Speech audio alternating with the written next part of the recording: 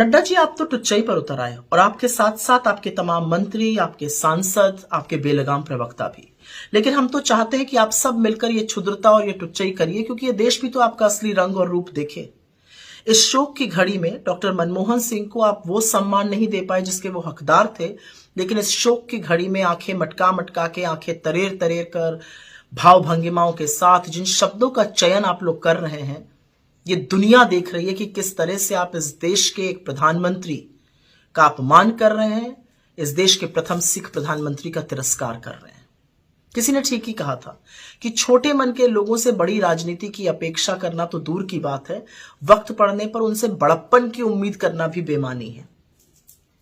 सरदार मनमोहन सिंह इस देश के सिर्फ प्रथम सिख प्रधानमंत्री नहीं थे, वो विश्व विख्यात के अर्थशास्त्री थे, उत्कृष्ट अर्थशास्त्री थे, शालीन व्यक्तित्व के धनी थे, एक परिपक्व राजनेता थे जिन्होंने देश का परचम दुनिया भर में लहराया।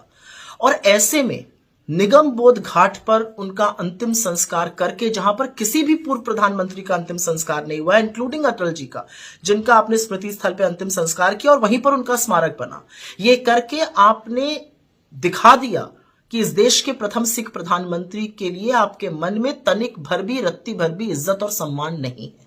कुछ बातें हैं जो हम लोग कहना नहीं चाहते थे, लेकिन आपने कोई चारा नहीं छोड़ा है और कहनी पड़ेंगी, और क्योंकि छेड़ दिया है तो सुनिए इस बात को, और ये देश को भी समझ में आनी चाहिए। डीडी न्यूज ने डॉक्टर साहब के अंतिम संस्कार का लाइव प्रसारण तब शुरू किया जब नरेंद्र मोदी निगमबोध घाट पहुंच गए। प्रथम पंक्ति में नरेंद्र मोदी, अमित शाह, राजनाथ सिंह, किरण रिजिजू, ओम बिरला, महामहिम राष्ट्रपति द्रौपदी मुर्मू जी, वाइस प्रेसिडेंट धनखड़ जी, सब लोग बैठे थे। बमुश्किल 2 या 3 कुर्सियां उनके परिवार के लिए थी और परिवार में उनकी बेटियां आगे बैठ भी नहीं पाई। मुश्किल से 1 कुर्सी कांग्रेस अध्यक्ष और नेता प्रतिपक्ष राज्यसभा खड़गे जी के लिए थी। नेता प्रतिपक्ष लोकसभा राहुल जी के लिए कोई कुर्सी भी नहीं थी। जगह इतनी तंग थी कि उनका परिवार, अधिकांश परिवार चिता तक भी नहीं पहुंच पाए और बहुत सारे परिवार के लोग अपनी पुष्पांजलि भी नहीं अर्पित कर पाए। जनमानस को तो निगमबोध घाट के गेट तक नहीं आने दिया गया, उनको सड़कों पर ही श्रद्धांजलि अर्पित करके अपने मन को समझाना पड़ा। जो विदेशी राजनयिक थे वो इतने पीछे बैठे थे कि उनको वहां से कुछ दिख भी नहीं रहा था, इतनी तंग जगह थी। और जो डीडी न्यूज का कैमरा था उसका सारा फोकस मोदी जी पर था। परिवार ही नदारद था, तो ऐसे में ये उम्मीद करना कि राहुल जी या सोनिया जी या खड़गे जी को दिखाया जाएगा, ये भी बेमानी है। और उसी के दौरान, मतलब कितनी बड़ी विडंबना है कि जब डॉक्टर साहब को गार्ड ऑफ ऑनर मिल रहा था तो डीडी न्यूज का कैमरा और ये देश नरेंद्र मोदी जी की शक्ल देख रहा था, उन पर फोकस था। और उसके बाद बीजेपी की जाहिल लोग, आपके समर्थक, ये तक कहते हैं कि जिन राहुल गांधी जी ने डॉक्टर साहब को कंधा दिया वो अंत्येष्टि में शामिल नहीं हुए। खैर, आज वो दिन नहीं है कि ऐसे जाहिलों के साथ हम उलझे या उनको हम प्रत्युत्तर दें या उनको एक्सप्लेनेशन दें, वो हम करेंगे भी नहीं। लेकिन उस पंक्ति में बैठे हुए, उस अग्रिम पंक्ति में बैठे हुए भाजपाइयों को देखकर वो सारी बातें बार बार याद आ रही थी जो गलीच बातें इन लोगों ने डॉक्टर साहब के बारे में कही हैं। उनकी चाल पर, उनकी बोली पर, उनके नाम तक का उपहास इन भाजपाइयों ने उड़ाया है।